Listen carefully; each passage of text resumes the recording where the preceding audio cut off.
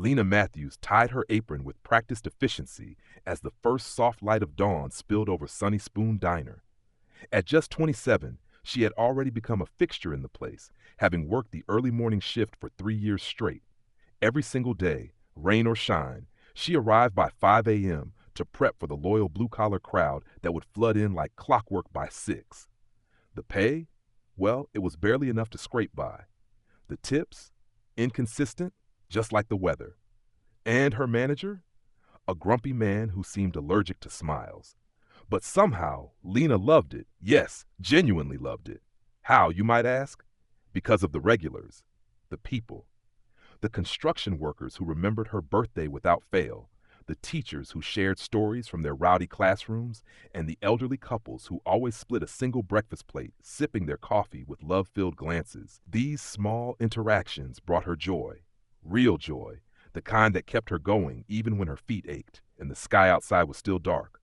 "Order up," called the short order cook, sliding a plate of eggs and hash browns across the counter. Lena grabbed the plate and delivered it with a warm, genuine smile, the kind that lit up her whole face even before the sun had fully risen. Most of the staff couldn't quite figure her out. How did she stay so kind in a job that demanded so much and offered so little in return? It was a mystery to many, but not to Lena. She believed in people, in kindness, in moments that mattered. On a particularly bone-chilling Monday morning in October, the bell above the door chimed exactly at 7 a.m. Lena glanced up, wiping her hands on a towel, and noticed a small figure step inside. A little girl, no older than 10, stood at the threshold, wearing a faded yellow jacket that was far too thin for the autumn chill. Her hair was tied back into an uneven ponytail, and she clutched a worn-out backpack to her chest like it was her armor.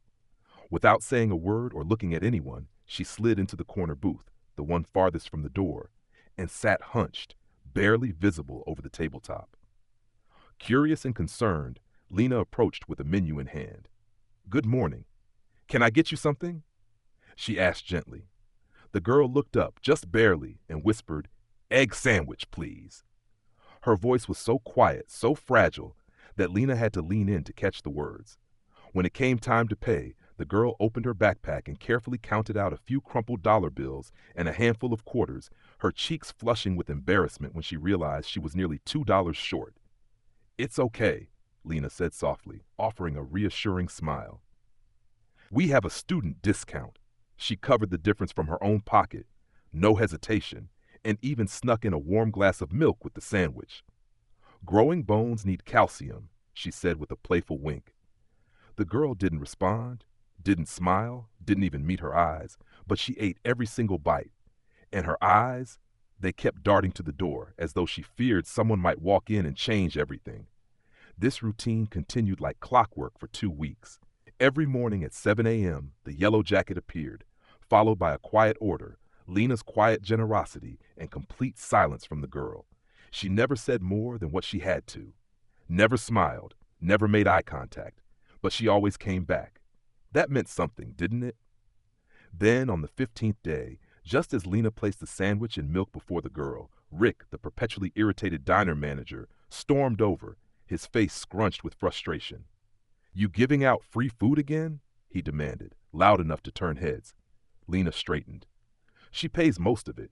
I just help with the difference," she explained, trying to stay calm. Rick's eyes narrowed.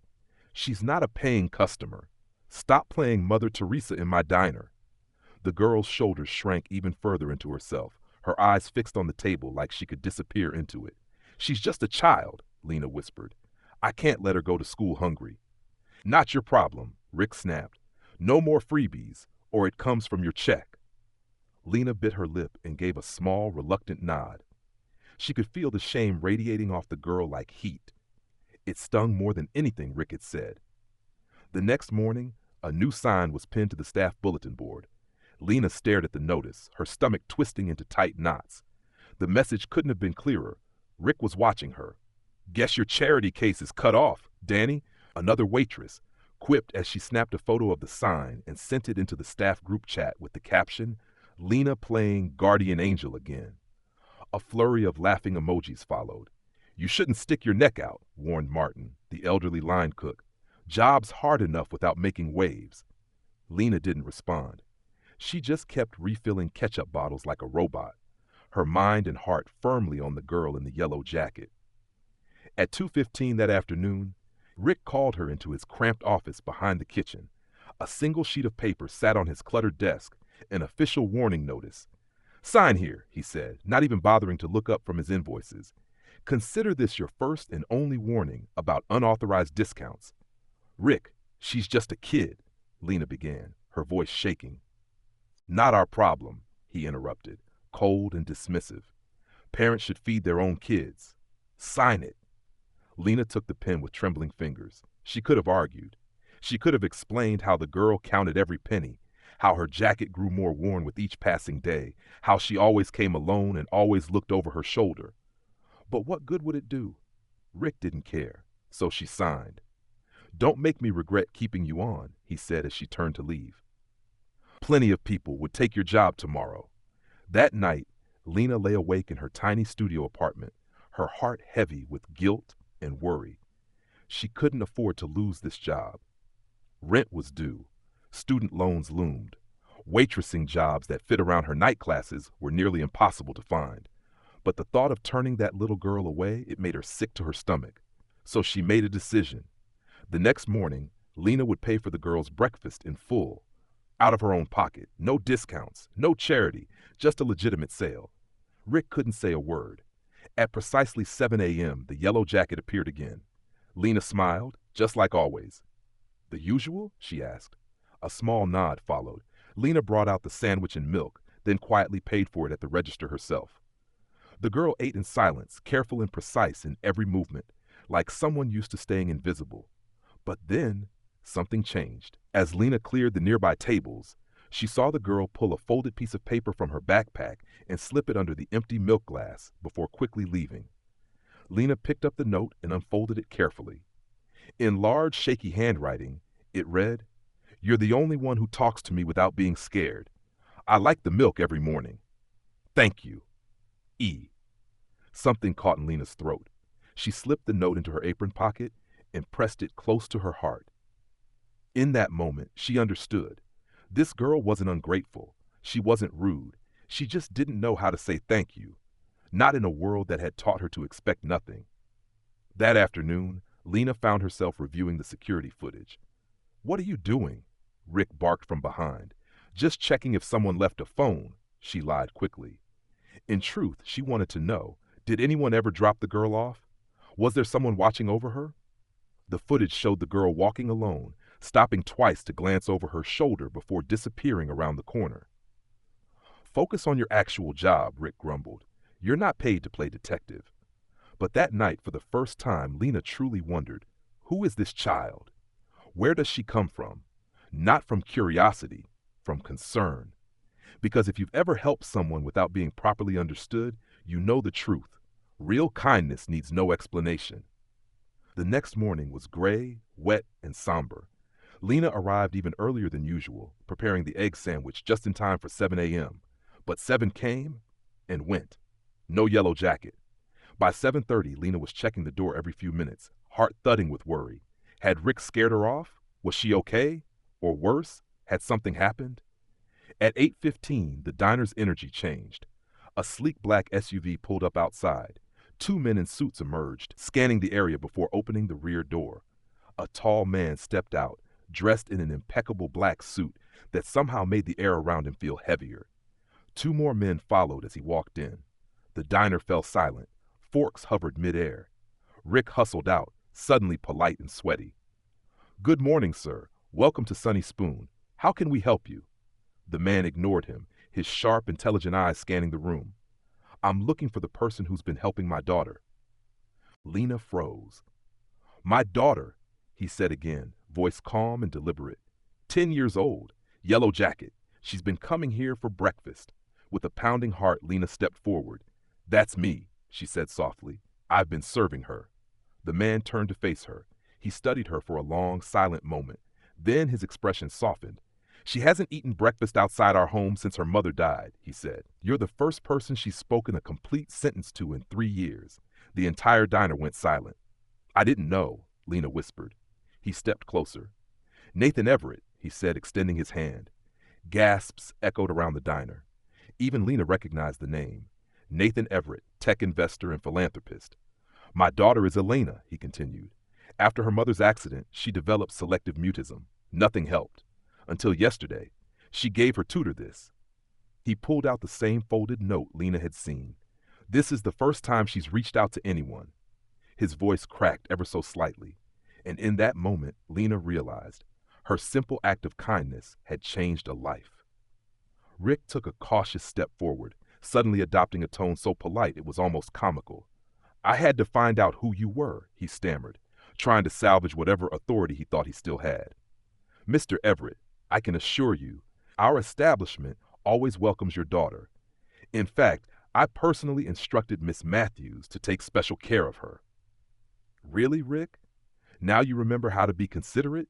Nathan's eyes narrowed as he turned his gaze toward Rick, no longer soft but sharp with disappointment. "Really?" he asked, his voice calm but carrying the weight of something powerful. "Truth.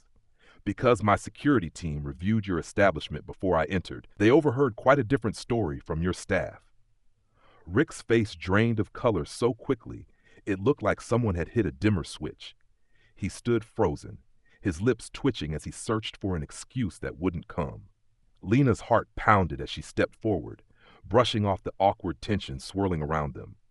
"Where is Elena today?" she asked, the question escaping her lips in a rush of concern that outweighed any awe she felt for the man in front of her. Nathan's shoulders softened just slightly. "At home," he answered. "She has a cold. She was really upset about missing her breakfast here." That simple statement struck Lena like a blow to the chest.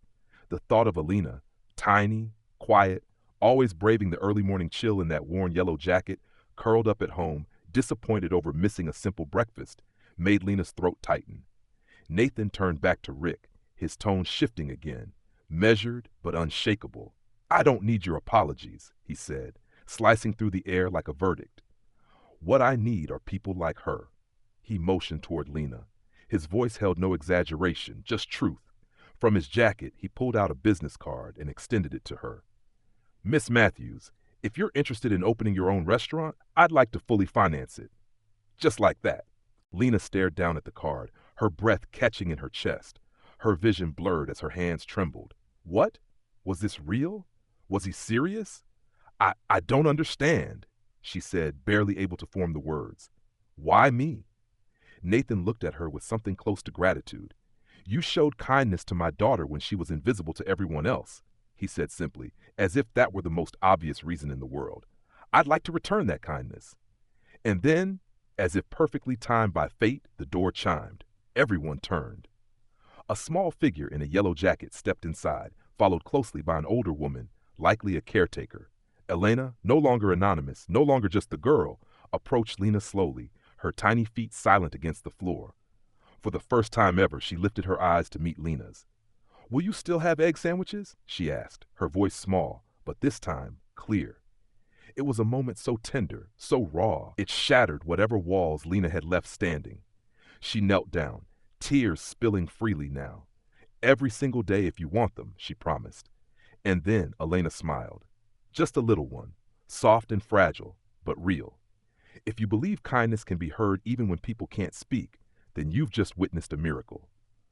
1 month later, a new light gleamed just 6 blocks away from the old Sunny Spoon Diner. E&L Mornings opened its doors to the public. The name, a blend of Elena and Lena, became more than just signage. It became a symbol of hope. The cozy cafe shimmered with warm lighting and soft music, filled with the comforting scent of fresh pastries and brewing coffee. A special corner of the cafe was designed specifically for school children, complete with books, crayons, and cushions. And there on the wall hung a sign in Lena's handwriting. "No child turned away. All students welcome." Lena had insisted on affordable pricing and started a suspended meal program. Anyone could pay forward a meal for someone who needed it. It was simple, heartfelt, and rooted in the idea that no one should have to count pennies with trembling fingers just to eat. Every morning, Elena arrived before school, her yellow jacket now adorned with a small apron that bore the cafe's logo in cheery embroidery. She didn't speak much still, but she was present, arranging napkins, helping at the register, writing the daily specials on the chalkboard in her slowly improving handwriting. Sometimes Nathan came along, quietly typing on his laptop at a back table, offering moral support and always leaving behind a generous tip and a handwritten note of thanks. Other times, his car arrived to pick up Elena with her school bag and her warm egg sandwich in hand. Rick, now a relic of a colder past, had emailed Lena a painfully long apology. He offered her the job back at Sunny Spoon, this time with a generous raise. Lena never responded. The regulars from her old diner days? Many of them now stopped by E&L mornings instead. Martin, the elderly line cook, had joined her team, bringing with him his famous hash brown recipe and a smile that hadn't been seen in years. The cafe buzzed with energy and kindness, and before long, local reporters caught wind of the heartwarming story. Lena turned down most interviews, but gave one short statement. "I didn't do anything extraordinary," she said humbly. "I just refused to ignore a child who needed to be seen." When asked about Nathan Everett's financial role in the venture, Lena simply smiled. "This isn't about money," she said. "It's about creating a space where kindness is the default, not the exception." On slower afternoons, she'd occasionally catch Elena watching her with a thoughtful look in her eyes. The girl was blooming, not with loud fanfare, but in the quietest, most beautiful ways. She now greeted familiar faces with shy nods, sometimes whispered observations about the pastry case, and had even begun journaling, a habit Lena gently encouraged. One crisp morning, Elena walked in carrying a carefully wrapped package. She handed it to Lena with both hands. Inside was a framed photo of Elena smiling gently, holding her egg sandwich. Beneath it, written in her delicate, distinctive handwriting, were the words, "Thank you for the milk when I was thirsty, and the kindness when I was hungry." Lena hung it behind the counter where every customer could see it, a quiet but powerful reminder that the smallest acts of kindness are often the ones that matter most. Some people need money. Some crave recognition. But some just need a warm glass of milk in the morning to carry them through a grief no one else can see. You know, sometimes the world doesn't make room for the quiet ones. But someone did for her, and someone will for the next. Kindness doesn't need a spotlight. It just needs a heartbeat willing to listen. Because in a noisy world, it's the softest voices that often have the most to say. And when the manager once barked across the diner, "You know she can't pay, yet you serve her anyway? Do you want your wages docked?" He never realized that what was happening at that corner booth wasn't charity. It was humanity.